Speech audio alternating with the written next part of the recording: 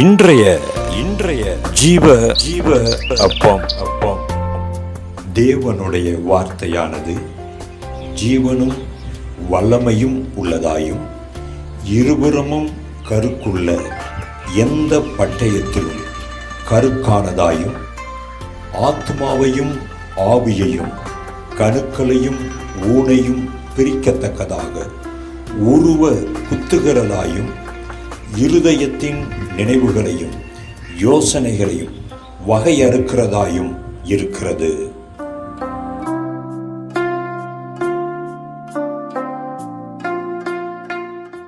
பரிசுத்தத்தில் பயங்கரமான தேவன் நம்மையும் பரிசுத்தத்தில் பயங்கரமான பாத்திரமாக மாற்றுவாராக.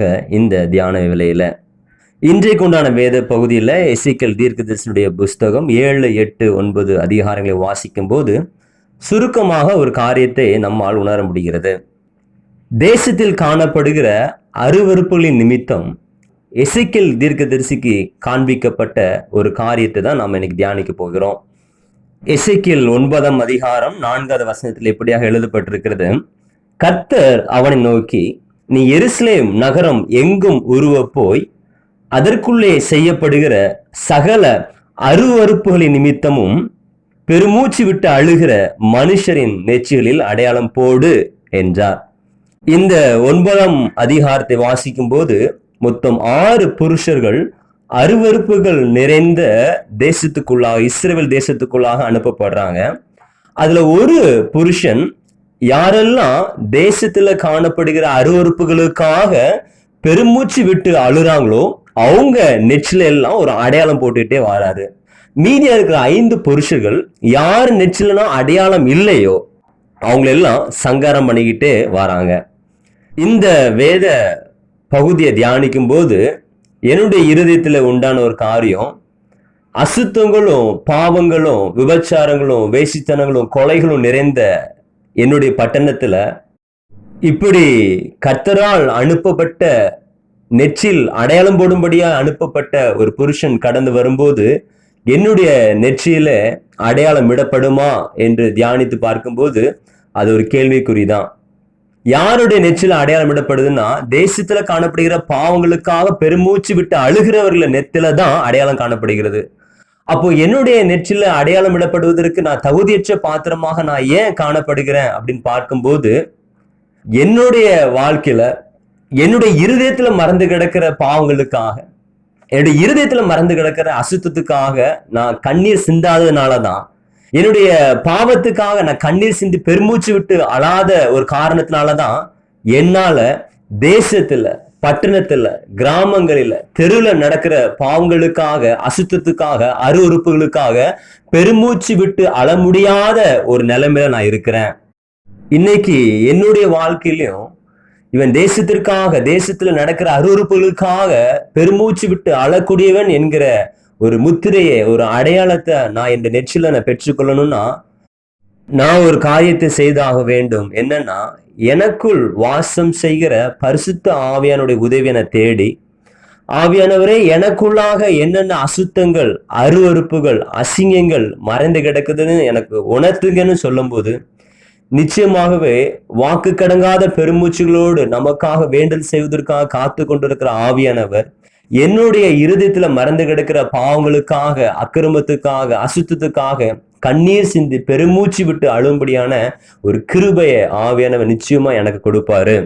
இன்னைக்கு தேவன் தேசத்துல யாரை தேடுறாரு அப்படின்னா, நான் பாவம் செய்தா ஆண்டவன் தண்டிச்சிருவாரே, நான் பாவம் செய்தா நரகத்துக்கு போயிருவானே, நான் பாவம் செய்தா எனக்கு வர வேண்டிய ஆசீர்வாதம் தடைபட்டுருமே என்று நினைத்து பாவத்தை விட்டு விலகிறவனை தேவன் இன்னைக்கு தேசத்துல தேடல.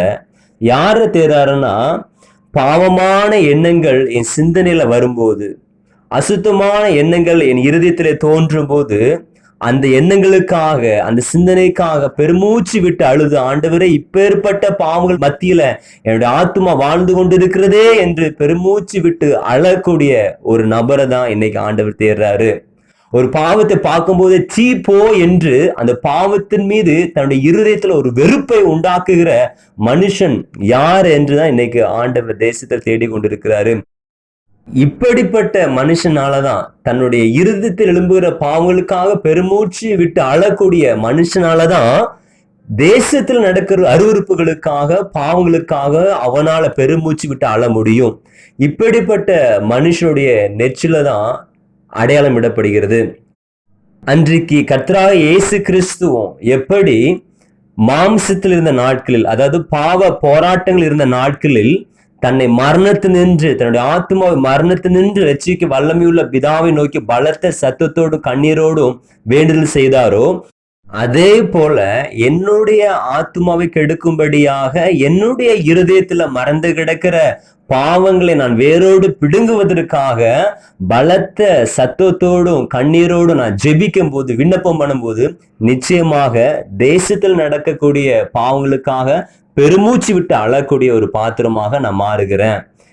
இந்த நாட்களிலும் நமக்குள் வாசம் செய்கிற பரிசுத்த ஆவியானுடைய உதவியை தேடி, ஆவியானவரே என் இருதயத்துல என்னென்ன மறந்து கிடக்குதுன்னு எனக்கு உணர்த்துங்க அப்படின்னு சொல்லும் போது, அந்த பாவங்களுக்காக உணர்வடைகிற அந்த பாவங்களுக்காக பிதாவை நோக்கி நான் பலத்த சத்தத்தோடும் கண்ணீரோடும் பெருமூச்சு விட்டு என்னுடைய பாவங்களுக்காக நான் கதறும் போது, நிச்சயமாக தேசத்துல காணப்படுகிற அருவருப்புகளுக்காக கண்ணீர் சிந்துகிற ஒரு பாத்திரமாக ஆண்டவர் நிச்சயமா நம்மளை மாற்றுவார். நம்முடைய நெற்றியிலும் ஒரு மகிமையான அடையாளம் இடப்படும். நிச்சயமாக தேவன் நம்மை கொண்டு தேசத்துல பயங்கரமான காரியங்களை செய்வாராக. God bless you.